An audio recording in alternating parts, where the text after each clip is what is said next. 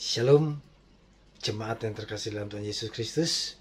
Kembali kita pada malam hari ini bertemu dalam acara renungan malam.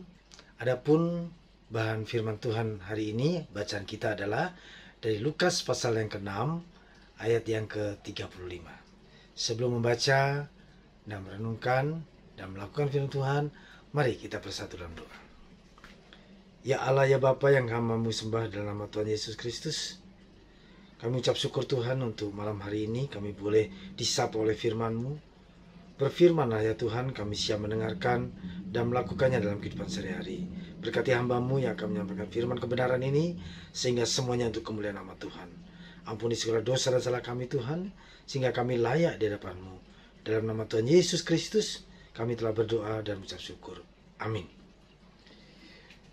Demikian pembacaan firman Tuhan pada malam hari ini. Saya ambil dari bacaan kita, yaitu Alkitab kita pada malam ini dari Alkitab terjemahan baru yang kedua dari LAI. Demikian firman Tuhan. Tetapi kamu kasihlah musuh-musuhmu dan berbuatlah baik kepada mereka dan pinjamkan tanpa mengharapkan balasan apapun. Upahmu akan besar dan kamu akan menjadi anak-anak Allah yang maha tinggi. Sebab ia baik terhadap orang-orang yang tidak tahu berterima kasih dan yang jahat. Demikian pembacaan firman Tuhan kita pada malam hari ini. Adapun tema kita yang diambil dari LAI, yaitu sama dengan tema yang saya ambil pada malam hari ini, yaitu kasihilah musuhmu. Jemaat yang terkasih dalam Tuhan, mengasihi musuh tidak mudah. Kita manusia cenderung untuk membalaskan apa yang sudah kita rasakan yang dilakukan orang lain kepada kita. Tetapi pada malam hari ini, dan itulah yang terjadi dalam setiap kehidupan orang Kristen, harus di sini katakan suatu peringatan, dan itu adalah mengingat kepada kita supaya kasihlah musuhmu. Mengapa kita harus mengasihi musuh kita? Jawabannya adalah dalam ayat 35 yang terakhir katakan, sebab ia, Tuhan Yesus, baik terhadap orang-orang yang tidak tahu berterima kasih. Tuhan Yesus itu baik terhadap orang-orang yang tidak tahu berterima kasih. Itu yang pertama. Yang kedua, yang jahat. Jemaat terkasih dalam Tuhan, bagaimana kita bisa mengasihi musuh kita jikalau Allah atau Tuhan sendiri yang lebih dahulu mengasihi kepada orang yang tidak tahu berterima kasih, kepada orang jahat sekalipun Tuhan mau mengasihi. Bagaimana dengan kita sebagai ciptaan Tuhan? Sebagai pengikut Kristus, kita diajak untuk mengasihi musuh kita. Memang tidak mudah, jemaat terkasih dalam Tuhan, tetapi jikalau kita mengandalkan kuasa Roh Tuhan, Roh Kudus, sehingga kita dimampukan untuk mengasihi musuh kita.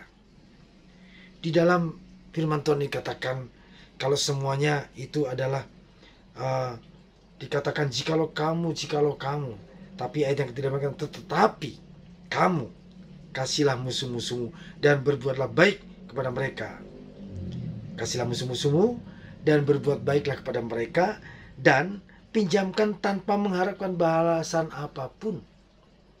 Jadi kalau kita memberikan pinjaman kepada seseorang, ya kita jangan mengharapkan balasan.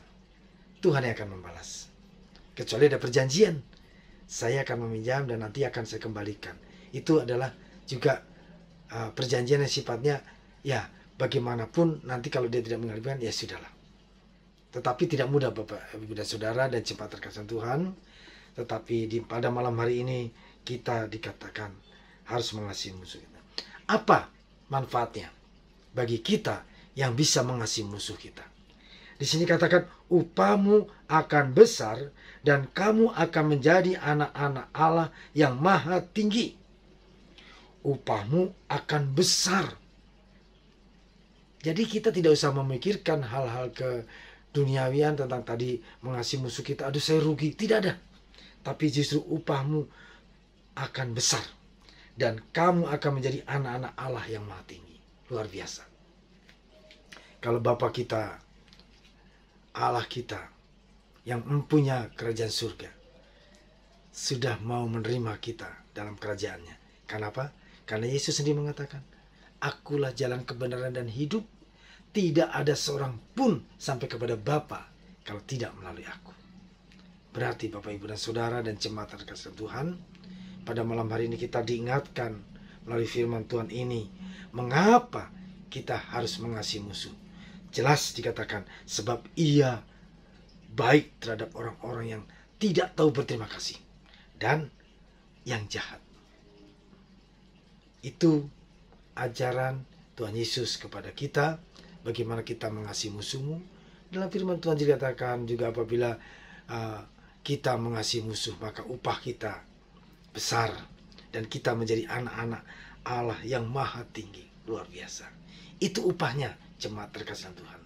Jadi kita jangan pernah khawatir, jangan pernah takut, jangan hitung rugi apapun terhadap kita mengasihi musuh kita. Tapi ada janji yang luar biasa, yaitu upahmu besar dan engkau menjadi anak Allah yang maha tinggi. Kenapa? Karena Allah sudah mengasihi kepada semua orang yang tidak tahu berterima kasih. Bahkan orang jahat pun Allah di dalam Tuhan Yesus Kristus mengasihinya. Bagaimana dengan kita? Kita harus bisa melakukan itu semua dengan pertolongan kuasa Roh Kudus. Kiranya Tuhan Yesus memberkati kita semua, dan biarlah kita menjadi kasih yang luar biasa kepada semua orang, dan bahkan pada musuh pun kita tetap mengasihi. Amin.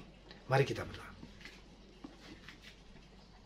Ya Allah, ya Bapa yang hamba-Mu sembah dalam nama Tuhan Yesus, terima kasih Tuhan, pada malam hari ini kami diingatkan untuk mengasihi musuh kami.